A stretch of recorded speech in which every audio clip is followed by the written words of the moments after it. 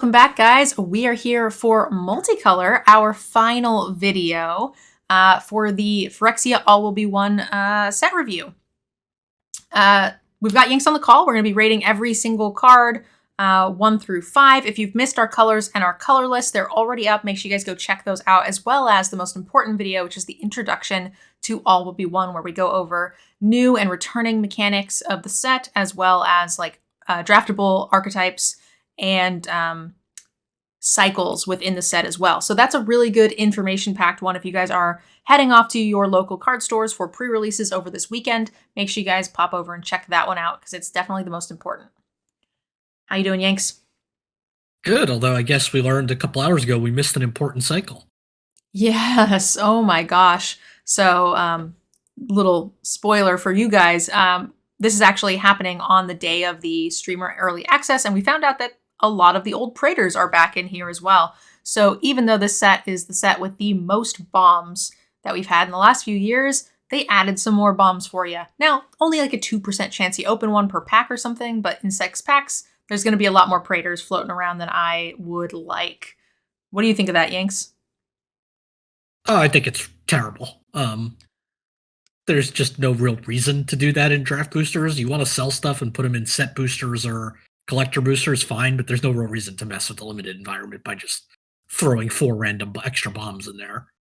If the set wasn't so bomb heavy to begin with, I think I would maybe be okay with it, because, you know, if the goal is for like Shieldred to be cheaper for possibly people to be able to get back into Standard, because Standard is really suffering, I could see that being a nice boon. But again, I agree, set boosters would be the place I'd like to see those, or at least just not in a set that has like, you know, 4 or 5x the number of S tier bombs compared to any other set. Yeah, exactly. And I mean, people might say, well, it balances, you get 1 for each color, but it didn't matter that you didn't put the full cycle in the previous sets. You know, we just had Children last time, or 2 sets ago. Yeah, oh well. All right, so let's go ahead and dive into this. We have Atraxa Grand Unifier, 3 and almost Wooburg. It's a Phyrexian Angel 7/7 with Flying, Vigilance, Death Touch, and Lifelink. And then it says, when it enters the battlefield, reveal the top 10 cards of your library. For each card type, you may put 1 card type among the revealed cards into your hand. Put the rest onto the bottom of the library in a random order. So a lot of card advantage here, but that's a lot of colors to cast. Yeah, very difficult to cast. We haven't seen a huge amount of fixing. I mean, green had some. We haven't gotten to the lands yet, but yeah, pretty tough to cast this card, but it's absurd if you land it. Yeah, we do know that there are the fast lands. I always get them confused, fast and slow, whatever. But those are rare, so you know those aren't going to help you a ton. And some of them will just have red in them, so that might not get there either. There, I think, is a fetch land, like a you know, Evolving Wilds-esque type card. Some of the green dorks, like untap lands, that's not going to help you. There's a Phyrexian dork that like drains 2. So there is some fixing in here, but there's actually, one of the things that I find really cool is there is some cards that actually let you go dig for lands out of your deck, and that will help you cast this. I don't think that this is unplayable, but it's like pack 1, pick 1, green shell, build around. Yeah, for sure. You definitely need to be base green to be playing this card. And a lot of times it's just not going to be worth the stress on your mana. Yeah, and then you end up with like a really funky deck. That said, I'm sure I'm going to lose to this a ton. There is definitely a deck for it, but the average deck, if you're not pack 1, pick 1 building around this is just unplayable. So basically a split rating, I think. This can be a huge haymaker deck that is beautiful with lots of fixing. Great. But other than that, it's not going to be there. Yeah, and I mean, honestly, the most interesting part about this card is in the reminder text when it lists all the types of cards and you have battle. I do remember that. I talked about it on Magic Mics, and that is an interesting one, which there are no battle cards yet, but I'm sure we will see what that will look like soon, and we'll try to like maybe make you guys a video. Yeah, it's an interesting one. Lots of speculation going around for that. Yeah. It's a callback to Tarmogoyf, which put Planeswalker on there before any Planeswalkers existed. Yeah. Ooh, that probably freaked some people out. Rating wise, I guess like a split, like a 1-5. Yeah, I mean, if you can reliably cast this card, it's a bomb. You're gonna get 3 or 4 cards on the trigger. All So even right. if they kill it right away, you've gotten a 3 or 4 for one. Bladehold War Whip, 3 mana, colorless, red and a white for an equipment for Mirrodin. Equipped abilities cost 1 less to activate. Equipped creature gets double strike and it's 5 to equip. So this is a 3 mana 2/2 double striker that kind of sticks around and lets you give things double strike later. That's a fine rate. Yeah. It's a little, I guess 5 mana to give something double strike's a little pricey, but I'm expecting the equip cost to be a little expensive because they come with something in this set. Yeah, so like I basically just don't look at the equip cost because you're right, they're all pretty expensive. But what it ends up being is just, is this creature good on rate? And it is. It's a 3 mana 3/3 first strike. I'm good. That's a playable card to me. It's a 2/5. I'll give it even a bump just because I know I'll have the equipment around to sort of trigger other things. Even if it's very expensive, to me at that point it doesn't matter because I've already gotten the value. Yeah, I mean, this card is just good. It's in the appropriate color pair because like you said, you're gonna have equipment floating around, and Yeah. there's nothing to dislike about this card. And I will say I've played 2 sealed pools already in the streamer early access, and yeah, I think this is fine. The games are going a lot longer than I expected. So It is sealed. that's true. In draft, it'll be a little bit worse, certainly true, but this is still even slower than I thought for sealed. So Sure. rating wise, I'm happy to give this like a 3. Yeah, 3 feels like where it belongs. All right, here's our payoff for the Azorius artifact deck. The Cephalopod Sentry, 2 white and a blue for a Phyrexian squid. Dope. It's an X5 with flying, and its power is equal to the number of artifacts you control. This includes mites, and also we saw in white, I don't know, 70% of the cards are just randomly artifacts. So it's easy to trigger. Yeah, it's kind of a boring payoff, right? It doesn't do anything cool for a lot of work. It's just big, but that's still good. A big flyer for only 4 mana is pretty good. I agree. And I honestly think that this card is very good, but again, it's a kind of a mopey payoff for all of the work you might be putting into artifacts. And maybe the reason for that is because artifacts do seem pretty easy to just accidentally get. It's like the easiest thing to just fall into when you're in these colors. Yeah, you're not really paying a huge cost to activate to facilitate this. Yeah. A huge percentage of them are just artifacts anyway that you would be running. So this is, even if you're not drafting artifacts, on purpose, I can still see this being a 4 mana 3/5 flyer quite easily. Yeah, and you just don't need a lot of work, right? A 4 mana 2/5 flyer, I'm fine with. Yeah. Rating wise, I think this is a great payoff and it's super easy to complete. So I'm going to give it a 3/5. Yeah, there's like no downside to this card. You're 4 mana 1/5 flyer at the worst, and that's pretty unlikely. All right, Charforger, 3 mana for a Phyrexian beast. It's a 2/3. When it enters the battlefield, create a 1/1 Phyrexian goblin token. Whenever another creature or artifact you control is put into a graveyard from the battlefield, put an oil counter on the Charforger, and then remove 3 oil counters from it. Exile the top card of your library. You may play it. You may play that card this turn. Cool. So a little bit of extra card advantage. Over time, it's a decent rate on its own. It's like a 3/4 worth of value split across 2 bodies. Over time, it's going to build up. You're not going to be proliferating in these colors, but black had a fair amount, so that could be nice. And removing 3 gets you a free card in the way that red typically gets cards, like in the exile. I think that's fine. Yeah, black red's the sacrifice deck, so you could have a pretty good way of getting stuff into the graveyard. We'll see in artifacts there's a cycle of skull bombs that all go to the graveyard.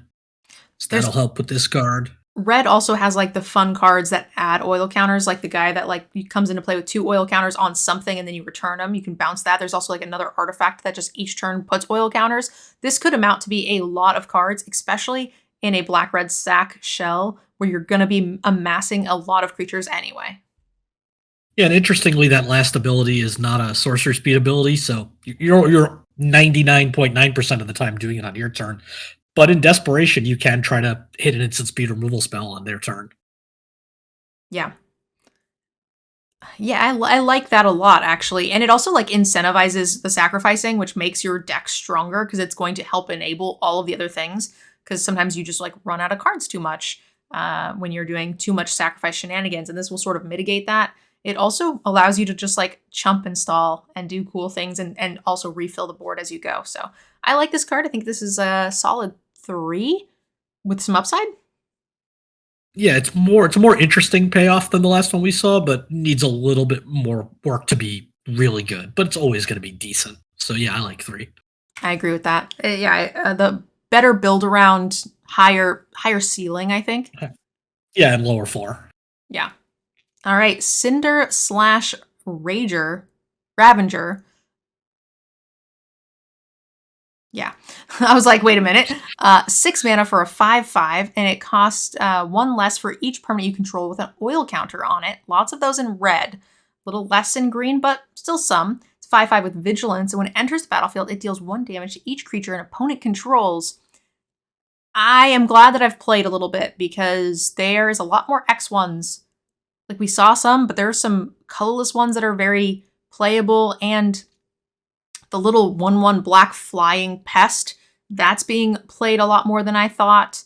Yeah, I mean, I'm seeing more X1s, and I'm liking this card more and more. Yeah, I love this ability in this set way more than really any set I can think of in Yeah. recent memory. 6 mana 5/5. You're probably in red green. You know that's the theme. Oil counters. So you're probably going to be playing this for no more than 4 most of the time.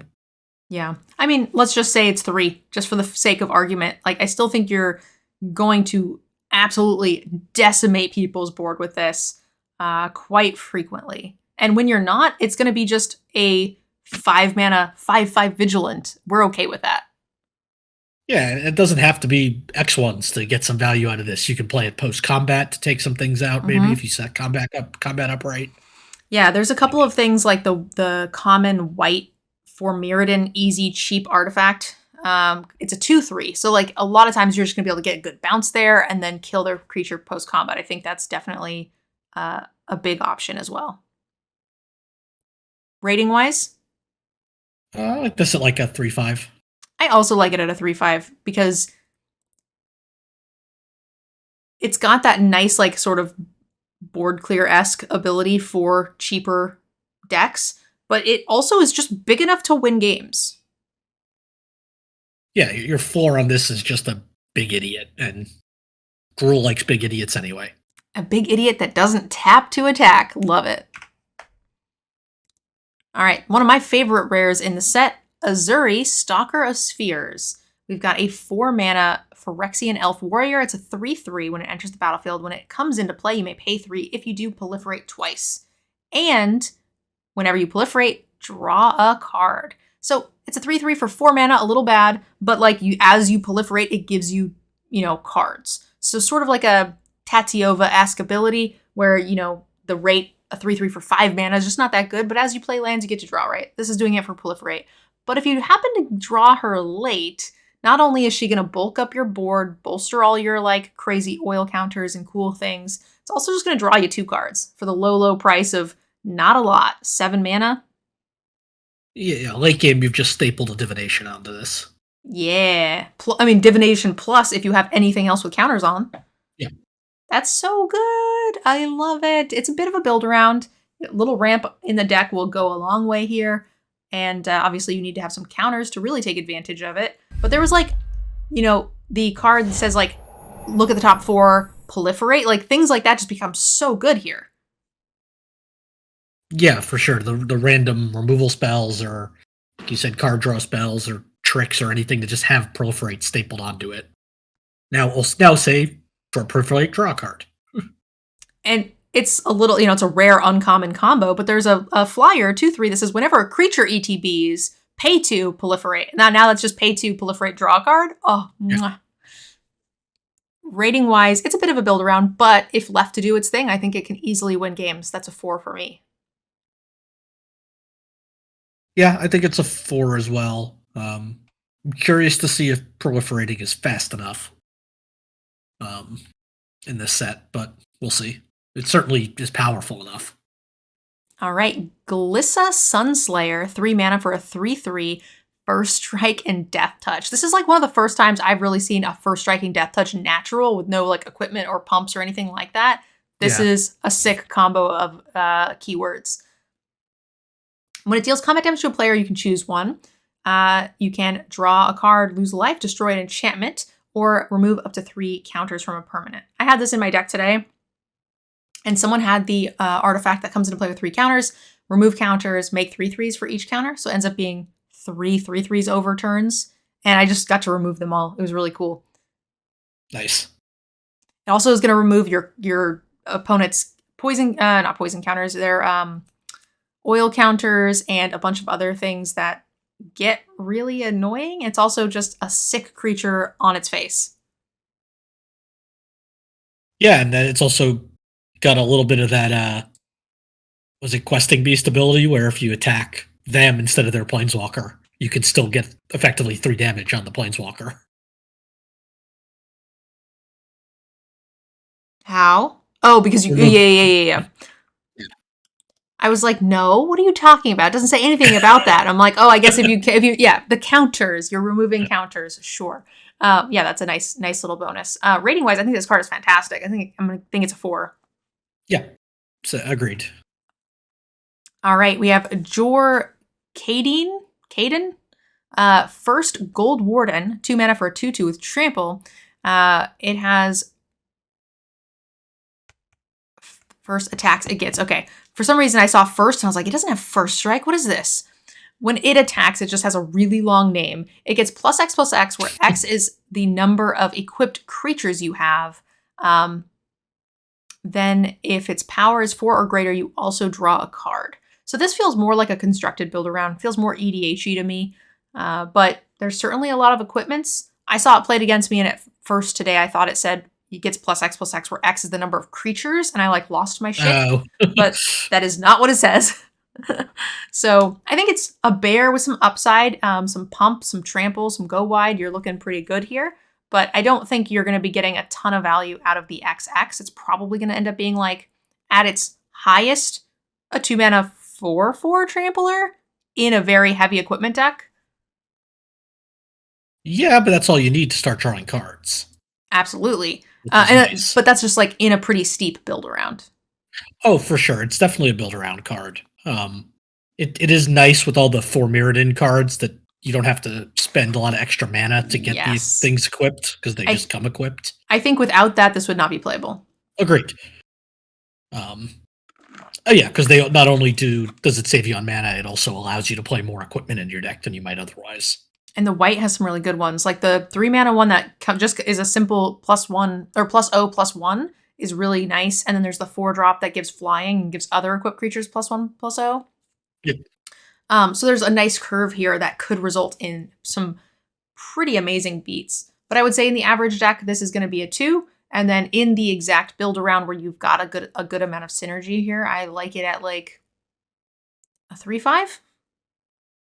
Yeah, it's still not amazing in that because it has to attack. So if it's a 4/4, by the time it's a 4/4, unless you're curving out perfectly, they can probably trade with it. And yeah, you've gotten a card out of it, but that's not game breaking. No. And it dies to the shock in the format, of course. Yep. All right. Kaito, Dancing Shadow, 4 mana Planeswalker, comes into play with 3 loyalty. Let's read this very long static ability. Whenever one or more creature you control deals combat damage to a player, you may return one of them to its owner's hand. If you do, you may activate a loyalty ability of Kaito twice this turn rather than once. Okay, I like that. +1 up to 1 target creature, can't attack or block until its next turn. And a 0 is a draw card, like that. And a -2 is create a 2/2 colorless drone artifact creature token with Death Touch. When this creature leaves the battlefield, it drains 2. This Planeswalker seems pretty sweet. Yeah, I guess what you're really looking to do is have something with an ETB ability and get it through with the +1, have it go back to your hand, replay it for the extra ETB trigger, and then get to draw a card as well, because you get to do Kaito a second time. Yeah. I mean, even if it doesn't have an ETB trigger, like if you've got just a 2-drop of some sort, getting to trigger this multiple times is pretty nice. Especially because it's drawing, like, you make their thing not block, you attack with 2, you draw a card, replay or 2-drop, and then you feel pretty good. That's a lot of value, but it is a little on the slow side. I like that it comes down, it can make a drone that drains as well, which kind of helps slow things down if you need it to, and yeah, I think this is solid. Yeah, it meets all sort of your basic tests for a planeswalker. Can it protect itself? A couple different ways. It can stop things from attacking. It can make a death touch blocker. Built-in card advantage. An interesting static ability.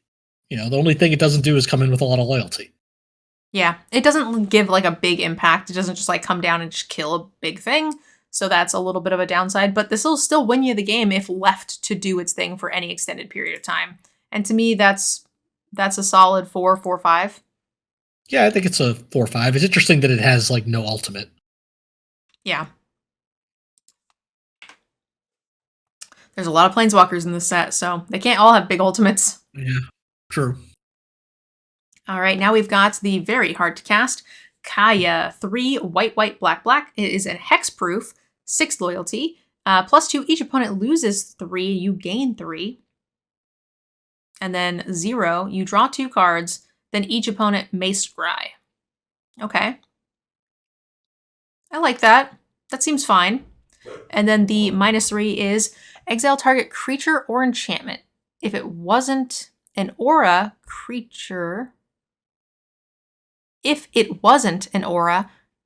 a token that's a copy of it, except it's a 1/1 white spirit creature with flying in addition to its other types. So you're really looking to exile their ETB creatures.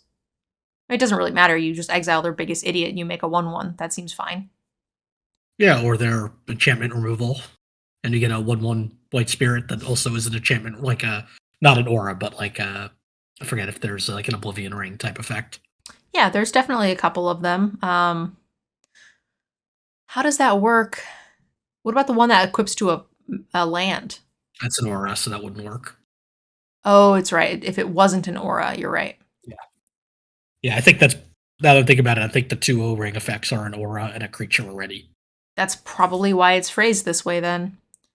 I assumed like 1 or 2 of them were, but I was assuming like there were still ones that weren't, but yeah. Yeah, also creating something that's a creature and an aura at the same time, I think, causes all sorts of rules problems. Okay. This is expensive. 7 mana. A lot of colored pips here, but it seems okay. Comes down, kills a thing, drains life. They can't target it, which is cool because there are like a lot of spells that can hit planeswalkers here for damage. So yeah, it protects itself well enough. It can 3 life to drain is a big life swing here. I like this card. Yeah, it's really hard to kill this thing, right? Because if you have one big thing, they can you can deal with it, or it can just come in with an 8 loyalty. Yeah, and you can't just destroy it with a spell. You have to basically combat damage it out. Sadly, isn't in a color pairing that's going to help you ramp much, but it's still. I think the format is a little like slow enough to where I'm still okay to play this if I'm in these colors. But I do think that the cost is a downside. This is awfully expensive. Yeah, I think the total cost is a downside, but if you're in white black, by the time you get to 7, it's pretty likely you have double white, double black. Agreed. Yeah. I wasn't really discounting the like pips. I was mostly just discounting the 7. And now I will say sometimes like splashing a 7-drop planeswalker is nice, but you cannot do that here. Yep, I was just about to say that. Yeah, splashing is the downside, or the lack of splashing is the downside to the double pip. Yeah, and I feel like oftentimes you get to 7 and the game is like pretty well in hand for one player, and maybe killing their best creature can turn that around, but a lot of times it might not be able to. Yeah, it depends how stally this format is. If there's a lot of board stalls, then maybe you just got to deal with one flyer or one evasive thing. Yeah. We'll have to see. Rating wise, what do you like? I like to set like a 4/5. Okay. I like it at a 4/5. I think it's a little bit more impactful than the Kaito, but obviously a lot harder. Kaito will help you snowball into a win. This will, this kind of feels like win more or stabilize, whereas Kaito's that snowbally effect. So I like them both, but in very different ways. Yeah. All right. Kefik. 4 mana for a 4/4 Phyrexian Beast. At the beginning of your end step, you may sacrifice another creature. If you do, reveal the cards from the top of your library until you reveal a non-legendary creature with lesser mana value. Put it onto the battlefield. And then put the rest into the bottom of your library in a random order. I don't really want to sacrifice things and get less value.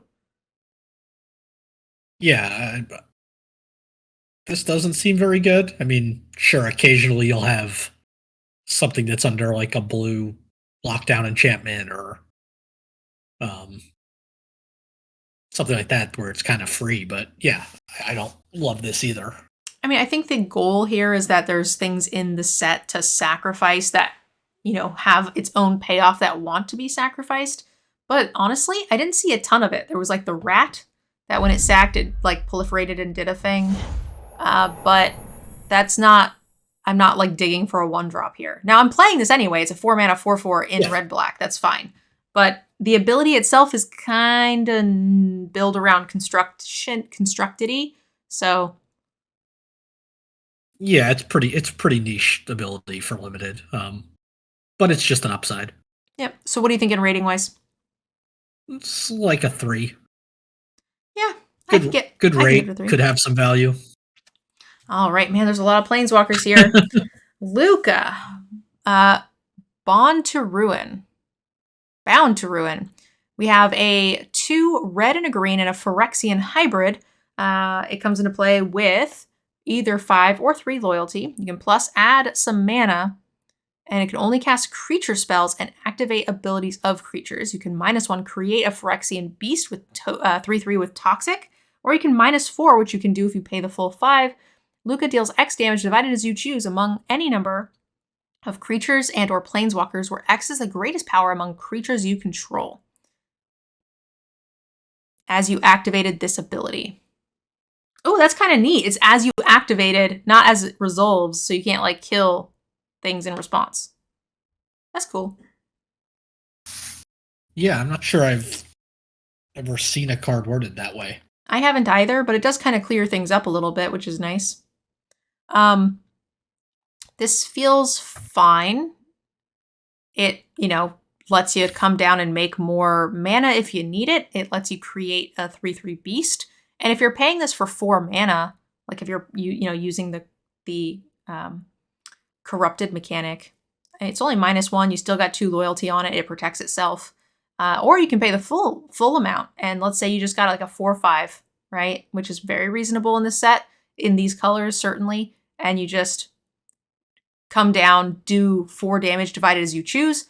In this set, there's a lot of little butts. Lots and lots of little butts. I feel like that could easily be a 2 or 3 for 1. That then they can't kill this on the crackback. Yeah. Being able to split the damage is nice for getting, 2, 3, potentially even a 4 for 1. +1 ability is kind of mediocre, but that's okay. It could ramp you the next turn. All the 4 Mirrodin stuff is awkward because you can't play them with this. It's still a good card, though. Yeah. Rating-wise, I think this is a 4. Yeah, it's still it feels a little unimpressive compared to the last couple Planeswalkers, but it's still very good. It'll win the game if left on the table for any extended period of time, certainly. All right. Now we've got the Malkator. Purity Overseer. 3 mana for a 1/1. Elephant Wizard. That's a very small elephant. How is this not a 3/3? I'm like mad, just like on principle. Elephants are always 3/3s, right? Elephants and mites, same size. And the elephant, or they're like 3/3s or 3/5s or something like that. Anyway, I'm done ranting. When it enters the battlefield, create a 3/3 colorless golem. At the beginning of your end step, if 3 or more artifacts enter the battlefield under your control this turn, create another one. That's kind of cool. I feel like the second part of the ability is a little on the constructed side, but there's some mites in the set where you could easily get this done. And also just these color pairings have a ton of artifacts, so maybe you've got one thing that ETBs. There is one that ETBs and makes a mite. That's a thing. So it's possible, but it's going to be hard to trigger multiple times. But it's a 3 mana 4/4 power. I like that. Yeah, it's a cool throwback to the Splicer cycle from original new Phyrexia, where they were all 1/1s that brought in a 3/3 golem. Yeah. In that case, the other ability was they all gave the golem something. Golems have first strike, vigilance, etc. Yep. So I like the throwback. I like the rate. It's a good card, but not great. Yeah, I think this is like a 3. Yeah, this is a 3. I will say someone played this today when I had Elishnorn on the board, so they just played a 3 mana 1/1, and I was like, oh, that sucks. That's awkward. Yeah. All right, 2 mana for a 3/3 human scout. If you would get 1 or more poison counters, instead you get 1 poison counter, and you can't add additional poison counters this turn. Kind of like that. And then exile it, choose another target creature or artifact. When it is put into a graveyard this turn, return it to the battlefield under its owner's control. That's cool. Yeah. Above rate, 2 mana 3/3. The first ability is good. Some matchups it's going to be useless, but it's never bad. No downside. I think this card's great. I think this is like a 3/5, maybe even a 4. I like that other ability too. It's all good. Yeah, I think I like it as a 3/5, but in certain matchups it'll play up. Absolutely. All right, Miglaw's Maze Crusher. 3 mana for a 4/4. When it enters the battlefield with 5 oil counters on it, pay 1, remove an oil counter from it. It gains Vigilance and Menace until end of turn. Pay 2, remove 2 oil counters from it. It gets +2/+2 until end of turn. Pay 3, remove 3. It destroy target artifact or enchantment. Cool.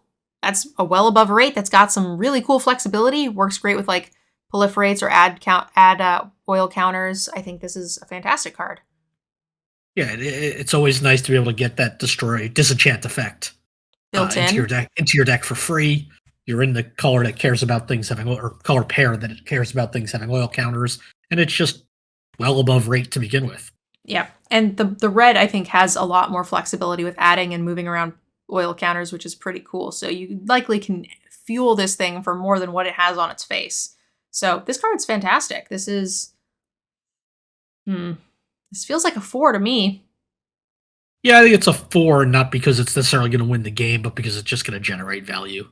Yep, absolutely. All right, Nihiri, the Unforgiving. 4 mana Planeswalker, possibly even 3, 5 loyalty. +1 until your next turn, up to 1 target creature attacks a player each combat if able. So you force their creature you want to block or whatever into attacking. Another +1, discard a card and draw. Interesting to see on a Nihiri Boros card. And then 0. What's up? I would say we've seen that ability before on Nihiris. It's not very exciting. The rummage, yeah. 0, exile a creature or equipment with mana value less than Nihiri's loyalty from your graveyard. Create a token that's a copy of it. The token gains haste. Exile it at the beginning of the next end step. This Nihiri is kind of poopy and limited. Yeah, it's not great. I mean, rummaging is nice. There's nothing wrong with that. It But it's only a go mythic. it only ticks up, which is interesting. Um, and you get I don't think this is great. I do see some value in the 0, especially with the 4 Mirrodin cards, Mm-hmm. because the 2/2 that will come into play will stick around permanently. Yeah, that's pretty small value for a mythic planeswalker. This is not exciting. Now, to be fair, this is exactly what I want to see from planeswalkers in my limited matches. But Especially yeah, when you this can play them for 3. I think this feels like the worst one to me. So I far, agree. I mean, this is far worst more of a planeswalker. constructed. Agree. This is far more of a constructed card, but it is only 3 mana potentially. I could see a ton of uncommons I will take over this in limited. Yeah, I'd agree with that. So I mean, I'm gonna play it if I am in pack 3 and I happen to open this and I'm in these colors. Sure, but yeah, I'm gonna call this like a 2/5. Yeah, I guess there's also some.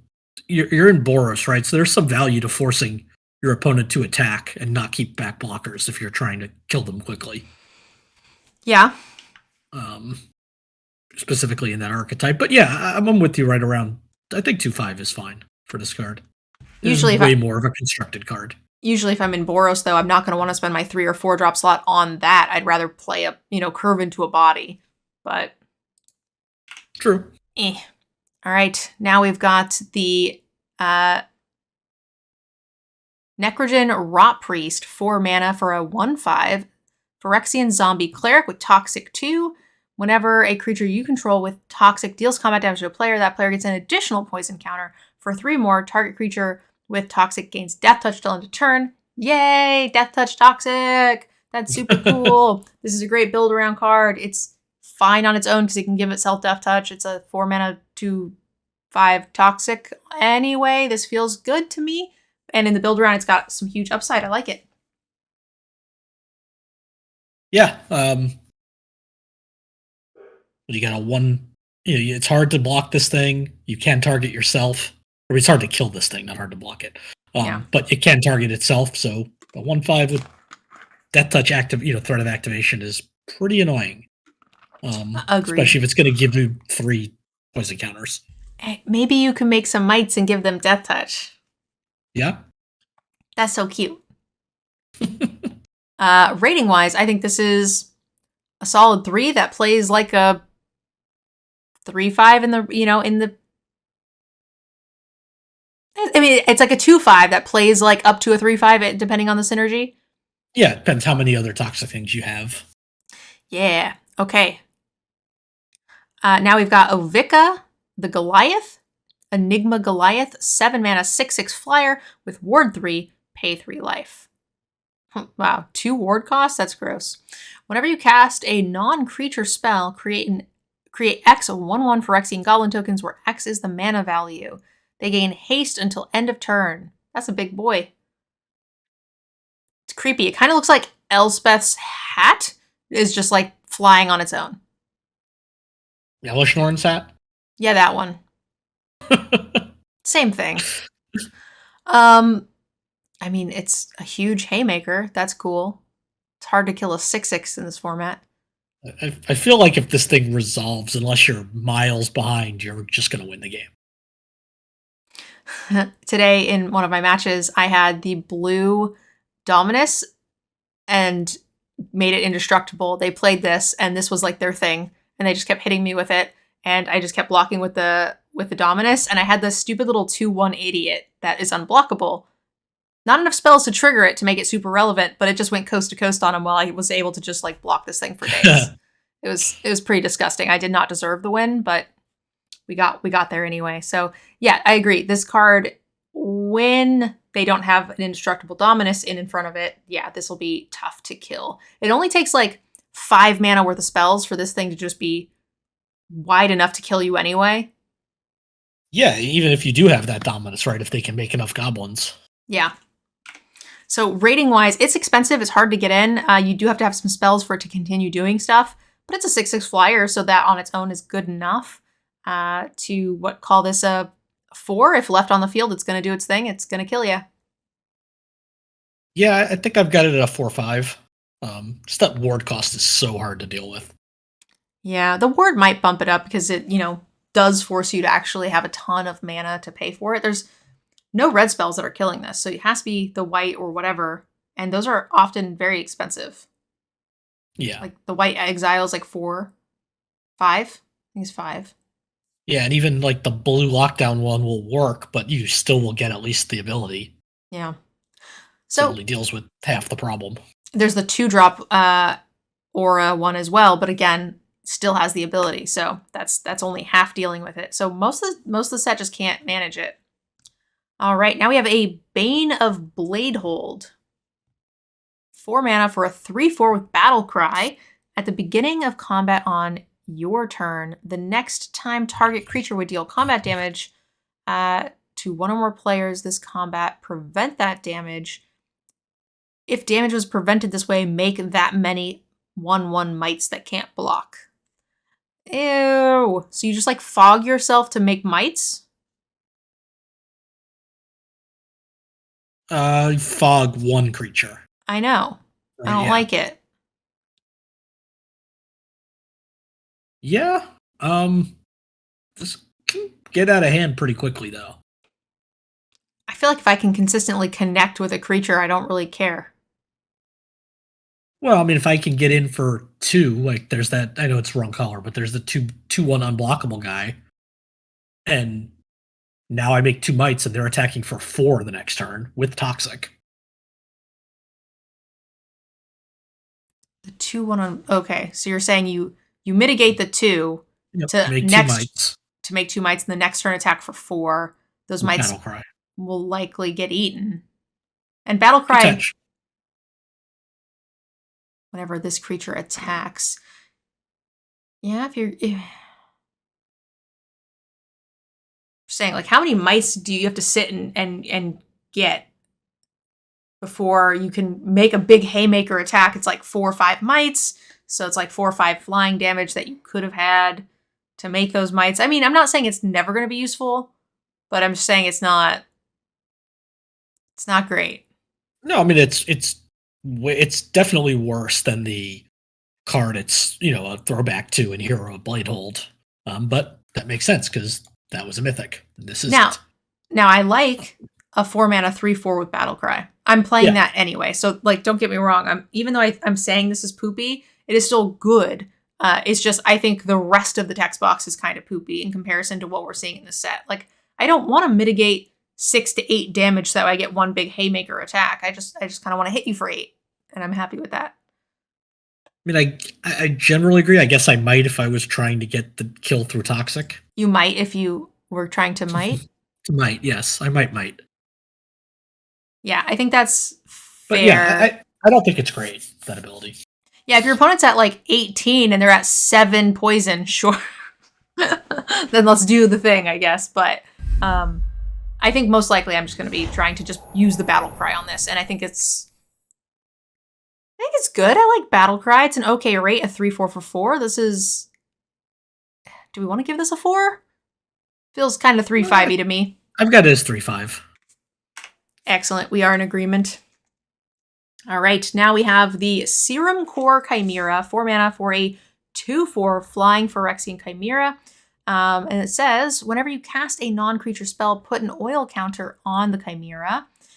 Remove 3 oil counters. Draw a card. Then you may discard a card. Then you may discard a non-land card. When you discard a card this way, it deals 3 damage to target creature or planeswalker. Activate as a sorcery. I saw it and I was like, why would I may remove? I don't understand. Like, why would I? Lightning bolt.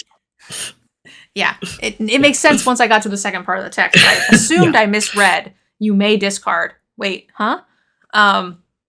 This card seems great. I'm here for it. It's a 2/4 flyer, regardless of how many non-creature spells you have. But there's a vehicle. There's a lot of like redraw, and this is the spells deck. So this card is great. Yeah, every third spell, assuming there's no proliferate, getting to either draw a card or loot and bolt. And it's not quite loot because you have to get rid of a non-land, but close. Yeah. Yeah. Just on its own, I'm happy with it. I think this is like a 3/5. Yeah, that's where it is, and if you're playing against this card or this deck and you see this card, you feel like you need to kill this thing because you assume they're going to have non-creatures and enough non-creature spells, unless they're empty-handed. Yeah. Slaughter Singer. 2 mana 2/2 with Toxic 2. It's a good toxic rate there. And then other toxic creatures attack with +1/+1. This includes all your mites. This includes your 1/4 clerics and all your crazy things. There's a 4-drop 3/4 with toxic. There's a lot of toxic in this set, a lot more than I thought. In these particular colors, and the mites are all over the place in white. So I think this is fantastic. Definitely a great payoff card for the color pairing. And what do you think rating wise? We got this at like a 3. Yeah. Obviously plays down or plays up. You know, it's got that like half point range on either side, depending on how many toxics you have. But I think that the average is a 3 is a good one. Yeah, this is the one of these sort of signpost cards I think you've seen the most where it's like just not good on its own. Yeah. It's fine, but it's not good. It would be substantially better if it counted itself, but... Yes. All right, Tainted Overseer. 3 mana for a 2/3 flyer with Toxic 1. I'm in. I'm playing it. It's already like a 3/5. And then whenever a creature enters the battlefield, you may pay 2. If you do proliferate, I'm so in. Holy shit. This is all I want to do for the next 2 months. Why was this not your preview card? It's so good. This is why I like, this is how I like to play Magic. Just so much fun. I think this is a 3/5. This is a great signpost card. It has a lot of, reach. It's a great rate. It puts them on a clock. It proliferates and does itself. Plus, the proliferate triggers on creatures, which is going to be the easiest thing to hit in your deck. And I love it. It's great. Yeah, the question will be with this card will be how often in your deck is 2 mana worth proliferating? Well, it's probably going to be a poison counter. So, like, it just kind of puts them on a 5-turn clock if you can do it. You know what I mean? Attack, proliferate, attack, proliferate, attack, proliferate each turn. Oh, sure. That's pretty good. If that's all it does, like every time you play a creature, they get a poison counter. Oh, even if they put like a 5/5 like flying blocker in its way and they just like can't attack me because then I can poison them, but I get to poison them anyway. I'm going to wager that never happens in the entirety of this format, that this never kills something by itself. You don't know anything, Yanks. Game 1, my very first game in this entire set, I milled somebody out with the artifact that you hate. So, that you said was going to be impossible. You had a real card, you probably would have killed him like 5 turns sooner. No, I wouldn't have. And that card was great. It was an all-star. I won multiple games. That card could have been a Praetor. I didn't open a Praetor, Yanks. Okay, I probably would have played a Praetor over it, but come on. All right, Tivar, 3 mana for a 3 loyalty planeswalker, and the text is so big because there's so little text. It's great. You may activate abilities of creatures you control as though those creatures had haste. Cool. And then you can tap up to 1 target creature, mill 3 cards, and then you may return a creature card with mana value 2 or less from your graveyard to the battlefield. This is not exciting. This feels like the uncommon planeswalkers from War of the Spark. Yeah, I was going to say, this does not feel like a rare. This is just a weird card. It doesn't feel like a rare. It doesn't... Its static ability does not in any way feel like a black-green card. Why is this the same rarity as, like, the Wanderer? I'm so confused. Whatever, it sucks. Let's give it, like, a 2? Yeah, I mean, what are you doing with this card that's exciting? Like, you get back 2 drops?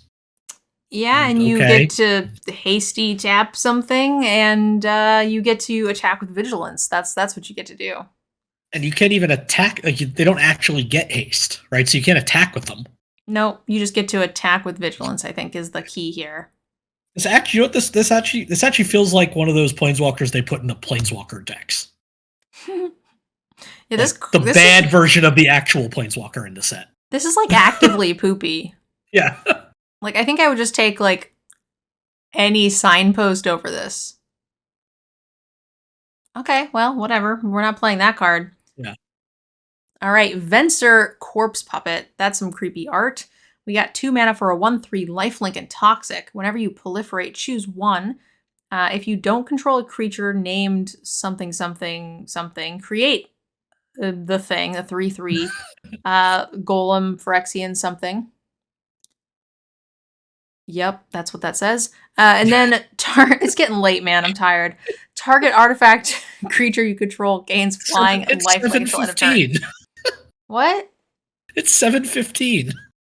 I woke up at 6 to take my mom to the hospital. That's true.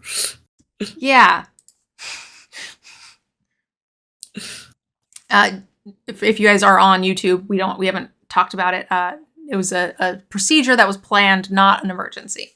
So yeah, I'm tired, man. I got like 3 hours of sleep. Leave me alone. That's fair. This seems great. It's a 1/3 toxic lifelinker for 2. When you proliferate, it doesn't need to connect or do anything. You just get free 3/3s that can come out over and over again. And if it is already out, you can still do something really cool by making it flying and lifelink. Cool. This is a lot of value. I love it. You got to build proliferate, and it doesn't have that built in. So it's a bit of a build around, but a couple of proliferates in my deck, and I'm still very happy to play this. I'm happy to play it with 0. So fine rate on its own. This card just makes me sad. Poor Vencer. Yeah, that's creepy. He gave his spark to save Karn, and he ended up like this. That sucks. He should have not done that. I don't think I would do that. Karn's annoying. Let him die. That's just dumb. He sacrificed for Tron players everywhere. And then the Tron players sacrificed him. When you put it that way, I don't like him anymore. It's a good rate on its own, guys. It's like a 3. If you're in a proliferate deck, it's going to play up massively. Agreed. All right. Vivisection Evangelist. 5 mana for a 4/4 vigilance. If you have Corrupt, which is 3 poison counters on your opponent, you can destroy a creature or a planeswalker. Dope.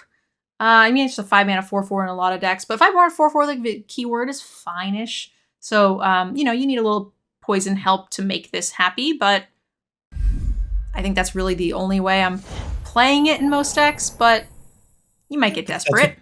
That's what this color pair does, right? It's supposed to be the corrupted deck, so. And there's like a lot of flying corrupted. Like I got messed up by some of them today. I was not expecting. So yeah, I think this card is a great signpost, and this color pairing does what it wants to do. So it's going to be a great. It feels like the spider, but better. Like the spider from the last set. Yeah.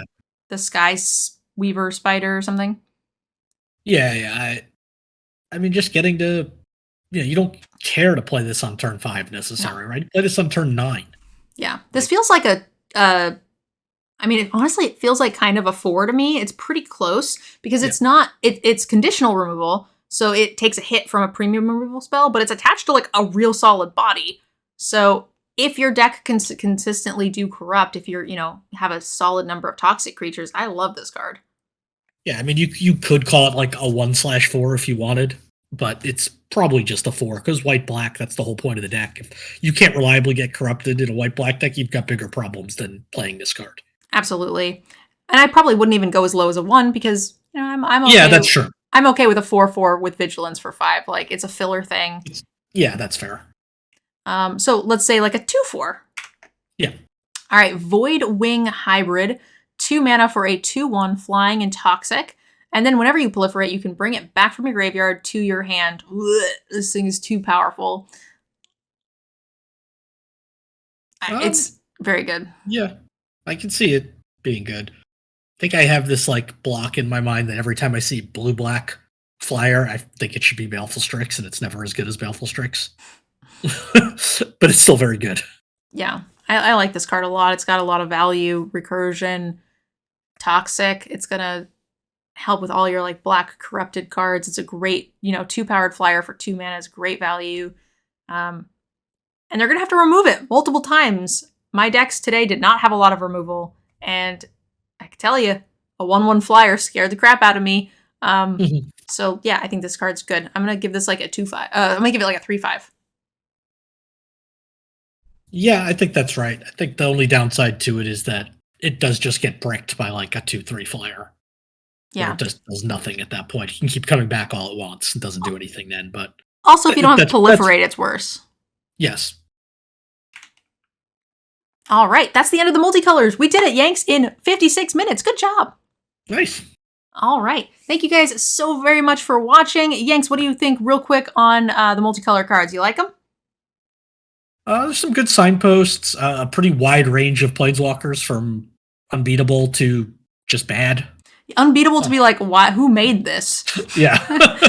Like, whose name is this? Like, on this card? Like, no. Yeah, I agree. Like, I get that the rares are the non-completed ones, the mythics are the completed ones, but some of them feel like they should be flipped in terms of power level. All right. Those of you guys who are watching on YouTube, this is our last video. Make sure you guys go check out the other ones, especially the introduction. Leave us a comment of what you think of Phyrexia All Will Be One. I'd love to hear your thoughts. And I'll see you guys in the first draft, which is already up. Bye, guys.